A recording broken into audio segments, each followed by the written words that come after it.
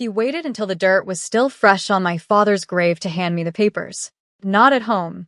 Not the next week. In the gravel lot behind the funeral home, with the cars still warm and the lilies still wet, Jang Min-suk slid a folder across the roof of his car and clicked his pen twice. Sign, Imani. Let's keep this dignified. He didn't lower his voice.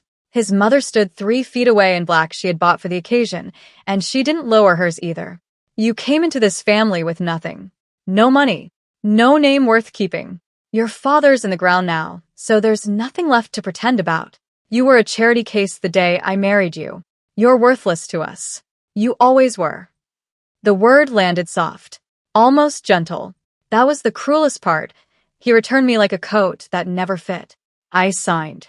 I signed with my father's funeral program folded in my coat pocket and grave dirt drying on the heel of my shoe. Min-suk never once stopped to consider what he had just done. Neither did his mother, who had spent 4 years teaching him to throw me away, because the name they laughed at in that parking lot was about to walk back into Seoul and make the entire city go quiet. And the most dangerous man in that city, a man Min-suk would never have the courage to look in the eye, was going to hear exactly what happened in that lot. By the time it was over, the woman they called worthless would be the one name in Seoul that nobody could touch.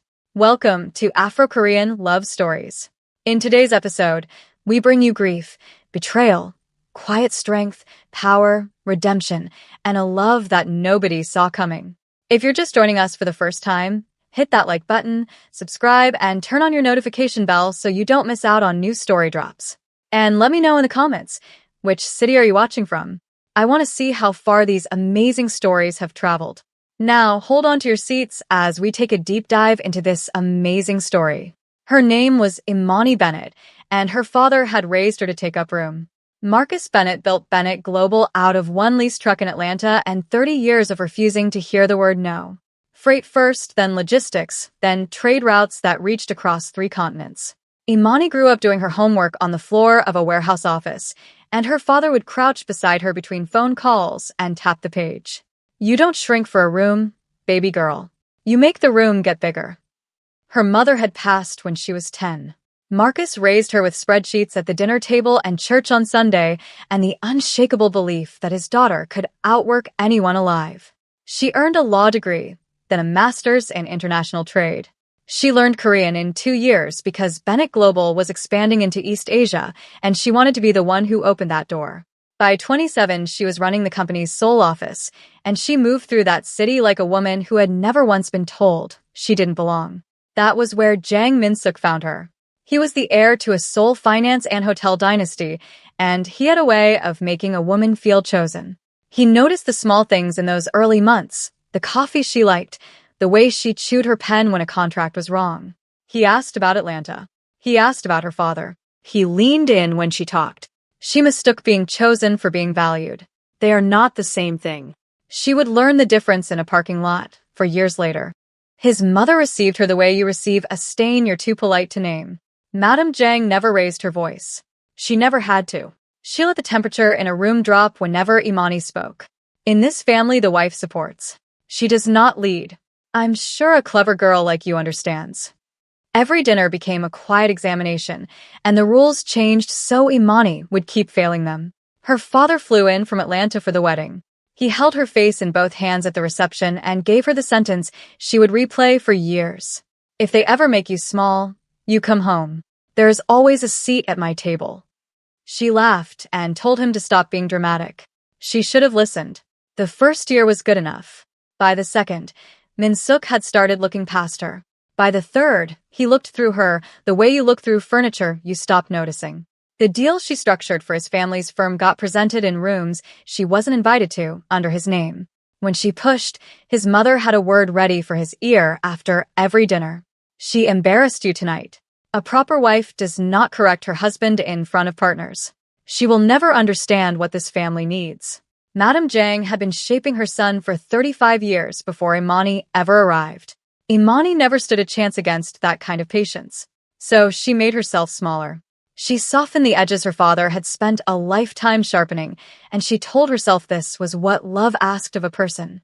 Then Marcus Bennett got sick. She flew between Seoul and Atlanta for 8 months. She held his hand through the chemotherapy. Even hollowed out, even with the machines counting his heartbeats, he found the strength to ask her the one question she could not answer honestly. Are you happy there, baby girl? Tell me the truth. She lied. She told him she was happy. She would not let her father leave this world worrying about her. He went on a Tuesday morning, with her hand in his. The funeral was in Atlanta. Min Suk and his mother flew in, not to grieve, but to be seen grieving. And it was there, 3 days after she buried the only person who had ever truly seen her in the gravel lot behind the funeral home, that her husband slid the papers across the roof of his car and called her worthless. He had timed it. His mother had timed it. They had counted on a woman drowning in grief, her protector finally in the ground, signing anything to make the moment end. Imani did not break in front of them. She had wept every tear she owned at her father's bedside and had none left to give them. She clicked the pen shut. She set it on the folder. She held Madame Zhang's gaze for one long second, and she said nothing at all. Then she turned and walked back toward the grave to say goodbye to her father in private. Somewhere on that walk, between the car and the fresh-turned earth, something in Imani Bennett that had been bending for 4 years simply stopped bending. She made herself a promise. She would never again sit at a table where she had to earn the right to exist. She did not crawl home to Atlanta to be pitted. She went home to work. Bennett Global was bleeding. Her father's illness had pulled the center out of the company, stalled contracts, a board circling, 2 senior directors who had already decided a grieving daughter would sell and disappear. She did not disappear. On the 4th morning, she walked into her father's office before dawn, sat in his chair, and pulled up the financials. By 8, she had called an emergency board meeting. The men who arrived expecting a girl in mourning found Marcus Bennett's daughter behind his desk. My father built this company on one truck and a refusal to be told no. She let the room sit in that. So hear me clearly. Nobody is selling anything. We're going to fix it. And anyone in this room who is planning otherwise can resign this morning, or wait for me to find out what you've been doing and resign you myself. 2 of them resigned by lunch. Then she worked. The way you work when work is the only thing holding you upright. 18-hour days. Cold coffee at 3 in the morning. She tore up the contracts that had been quietly draining them and rebuilt them clean. She flew to Johannesburg, then Dubai, then Singapore, the most prepared person in every room, a 1-page brief in her hand that she had written herself before sunrise. In 14 months, Bennett Global stopped bleeding. In 20, it was the fastest-growing trade network on 2 continents. And then an invitation arrived. A trade and infrastructure summit, the kind of partnership that could anchor the company's East Asia future for a decade. The kind of deal that does not come twice. It was in Seoul. She sat with that for a long time. She thought about the gravel lot, the word worthless, the dirt on her shoe. Then she thought about every name on her father's payroll, about the seat he swore was always waiting for her, and about the promise she had made on the walk back to his grave. She booked the flight. She did not return as anyone's ex-wife, and she did not return carrying what had been done to her like luggage.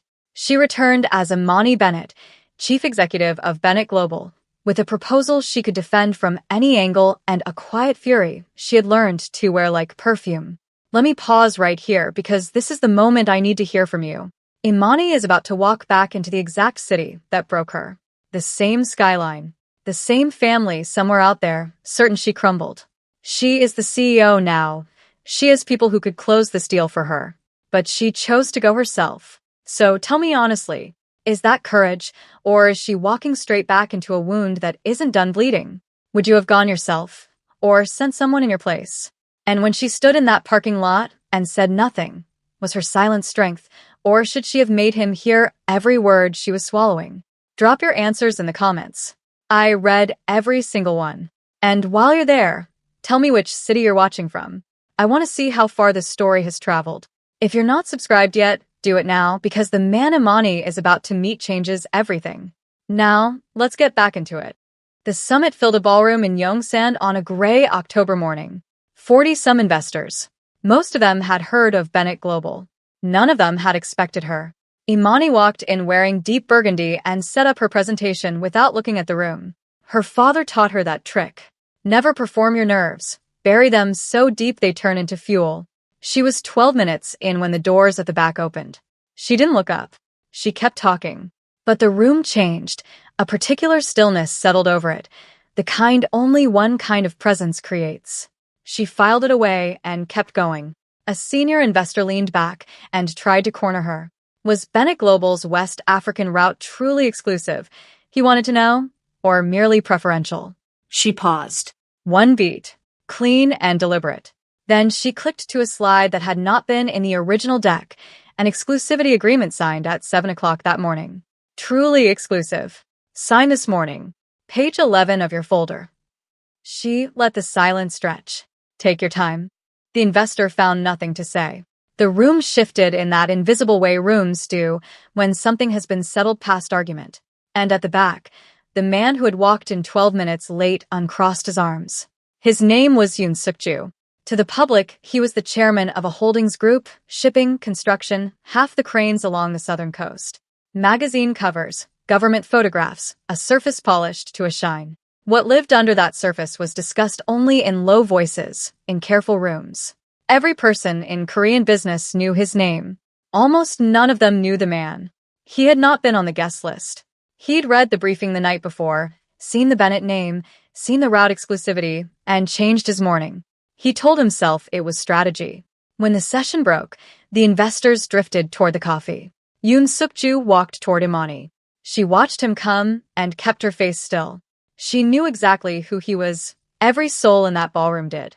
He stopped an arm's length away and skipped the handshake. The second slide. You held it on purpose. Theatrics matter in a room like this. They do. A pause that ran a beat too long. My company would like a private meeting. Thursday. She thought of her calendar. She thought of Minsuk, somewhere in this city. Certain she had crumbled. I can move Thursday. The Thursday meeting was booked for an hour and ran for. His team arrived with a standard framework. She arrived with a counter-framework built in 2 days, so thorough that his deputy leaned over and murmured something to him about every pressure point being anticipated. Yoon Suk-ju already knew. They disagreed on 3 terms, and each time she held her ground. No heat, no apology, no blinking. He could not remember the last time someone made him work that hard without raising their voice. The meetings became a series, then working dinners, then calls in the evening that began about freight and drifted into everything else. He noticed things. That she went still whenever a voice rose. That she took her coffee black and left tea untouched. One night, after a long session, he set a glass of water at her elbow and turned back to the plans before she could thank him. He had angled his chair so he could watch her without her catching him at it. That was the trouble. Because Imani had promised herself, in that parking lot, that she would never again build her life around a man in a city that wasn't hers. She had given Soul her softness once and been dismantled for it. And here she was, feeling something move anyway, slow, the way a tide comes in while you're staring at the horizon. Then Minsuk found out she was back. He saw the photograph first, Imani Bennett, chief executive on the steps of the summit venue. Composed. Unbothered. He laughed and showed his mother over lunch. She's probably here begging for scraps. His mother did not laugh. Madame Jang had survived 35 years in careful rooms by reading what her son could not. She saw the cut of the suit. She saw the name printed 2 lines below the photograph. The U name. And the blood left her face. Minsuk made his move anyway, the way small men do. A word to an old contact at a licensing authority. A pending approval for Bennett Global hit a sudden, unexplained delay. A reminder, he thought, that Soul still had gatekeepers, and some of them ate at his family's table. Imani traced it back in 3 days. She told no one. She didn't call her board, and she didn't tell Suk-ju. She simply rerouted the approval through a backup channel she had quietly set up weeks before, because Imani Bennett had learned, the hard way, to build her own exits into every room she walked into. The delay dissolved. The deal moved forward. But a door closed inside her. The small one that had still wondered whether Minsuk had perhaps grown, perhaps changed. He hadn't. He was still trying to write her ending for her. Then he gave an interview. A glossy magazine, a piece meant to polish his image. The reporter asked about his first marriage. He settled back and reached for the easiest grace a man can fake. She's talented in her way. But these are serious rooms. They take a certain pedigree, a certain understanding of how this country works. Some people simply weren't raised for them. I wish her well in the smaller things she does. Talented in her way. The smaller things. The condescension was surgical. Imani read it once. She set her phone face down. She looked at the Seoul skyline for a while, and then she answered 3 emails and went back to work. She had stopped spending herself on this man a long time ago. Yoon Suk-ju read it the same evening. One of his people flagged it names adjacent to people he watched. He read it twice and set the phone on his desk in an office gone quiet, the river 40 floors below. He thought about what it actually costs a person to walk back into a city that broke them, shoulders level, brief in hand, face giving away nothing, while the people who dismantled them watch from a comfortable distance and wait for the collapse. Then he made 2 phone calls. Both short. Both very quiet. The kind that need no explanation because the people on the other end have been waiting years to receive exactly that instruction. He did not tell Imani. By Tuesday, the Jang family's flagship hotel development had lost its financing partner. The statement called it a strategic reallocation of capital. Clean. Untraceable. By Thursday, a regulatory review that insiders described as unusual had frozen their newest fund. By the following Monday, 2 of Min-suk's most trusted board members had resigned within a day of each other. Min-suk spent 2 weeks hunting for the thread and never found it. It didn't look like an attack. It looked like weather, a run of unrelated bad luck arriving all at once. He never once imagined consequences could wear Imani's face. Men like Min-suk never do. She and Suk-ju had dinner that Wednesday. Neither had canceled. Neither mentioned the interview until she set down her chopsticks halfway through the meal. I know you did something. After the interview. I know it was you. He neither confirmed nor denied it. He held her gaze. It wasn't yours to fight. Not angry. Just true. I know. A pause. I fought a different part of it. She studied him. My ex-husband called me worthless in the gravel lot behind my father's funeral. It was the first time she had said the word out loud since the day it was said to her. I have spent 2 years making sure I never needed anyone to tell me otherwise. I know. His voice stayed level. That's why I didn't do it for your thanks. I did it because someone should have a long time ago, and no one did. He reached across the table, unhurried, and covered her hand with his, a decision that had clearly been made long before this moment and was only now being spoken through touch. She turned her hand over and held his back. The gala came in December, a holdings anniversary in the grand ballroom of a Seoul hotel, every name in Korean development packed into one room. Ministers. Chairman. The kind of room where who you walk in beside says everything about where you stand. Min-suk was there. He had taken some strange, unexplained hits that quarter, but nothing he couldn't survive in public. Tonight, he would be seen. He would remind the room the Jang names still stood. He arrived at 7:15. At 7:42, the room changed. That stillness again, the kind only one presence creates. He turned because everyone turned. Yoon Suk-ju had come through the main doors. And beside him, her hand resting in the crook of his arm, in a gown the color of deep emerald that made every light in the room recalculate, was Imani. Min-suk's glass stopped halfway to his mouth. Suk-ju walked her through the room and put her in front of every person who mattered, not as his guest, not as his companion, but as the most capable partner my company has worked with in 5 years. Ministers leaned in when she spoke. She was precise and warm and entirely herself, and she laughed once, fully, at something a minister said, and he looked quietly delighted to have earned it. Across the ballroom, her eyes found Min-suk's. She had clocked him within 4 minutes of arriving and said nothing to Suk-ju about it. Now she held her ex-husband's gaze, and she gave him nothing. No triumph, no coldness, no performance at all. She looked at him the way you look at something that used to hold power over you and simply doesn't anymore. Steady. Finished.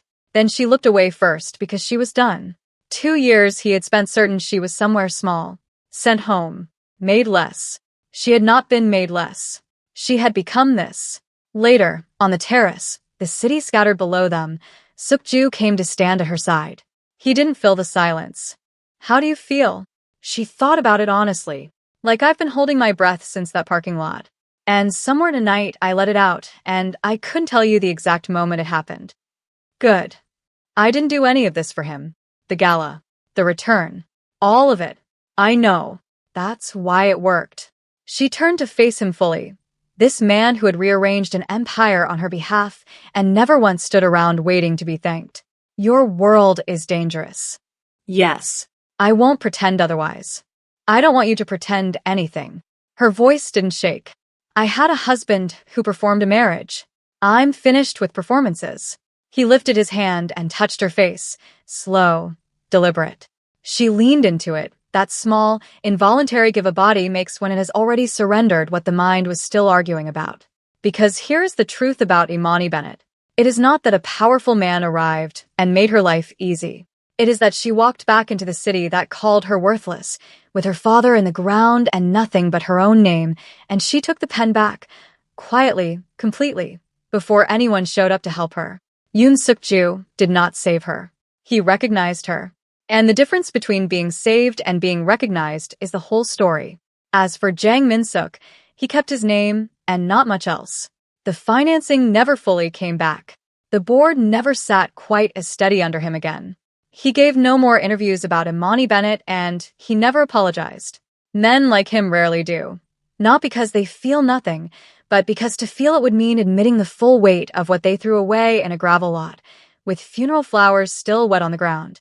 Now, before I let you go, I need to ask you something. If you were Imani, would you have gone back to that city at all? Not for the deal, for yourself. Would you have walked into the rooms that broke you, knowing he was still out there? Or would you have chosen the quieter kind of healing, the kind that never makes you stand in the same room as your pain? And when she finally told Suk-ju, I'm finished with performances, was that the strongest thing she said in this whole story, or the most frightening thing she could have handed another person? Leave your answers in the comments. I read every single one, and I truly want to know what you think. And tell me, which city are you watching from? If this story moved you, please subscribe. Share it with someone who needs to hear it today. Hit that like button and the notification bell so you never miss a new episode. New stories drop every week, and what's coming next, I promise you, you do not want to miss.